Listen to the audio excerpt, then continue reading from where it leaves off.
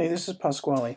Want to go ahead and get through my week 2 reflection video. Um, the first thing, my screens came together a little easier in the wireframe phase than they did in the planning phase last week. My thought process for this was based a lot on the comment that you left me after the week 1 assignment, and I think you were right. I was definitely confusing filtering options with more of a post-search sorting option. So I was able to take your comments into consideration in my wireframes this week, and the filtering option is now attached to the search and not as an after the search sort. Um, the My nav flow test went really well.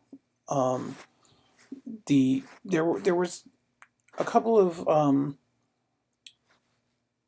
times where there was a delay, like a 30-second delay in the user finding where they needed to click, but it was just one or two. The rest of them seemed to have done just fine.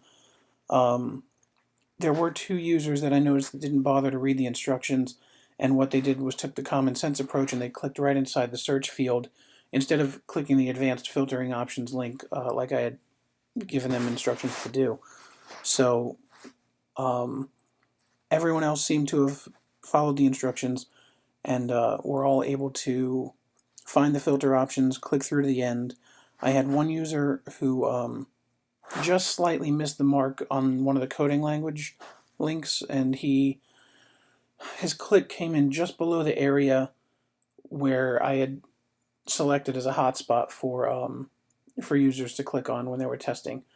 But you can see that he was on the right track. If you turn off the heat map and you turn on the click test or the click map, you can see that he just missed it. It's just underneath the box. That kind of goes into the fourth question that you had put up for us to talk about this week. It was really the only change that I considered making to the wireframes.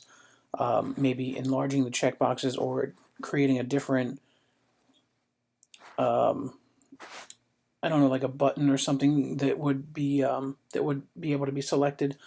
But this user missing the mark with his fingertip, it made me wonder if it should be bigger. I feel like on a small screen it would be really bulky, so I didn't really change it.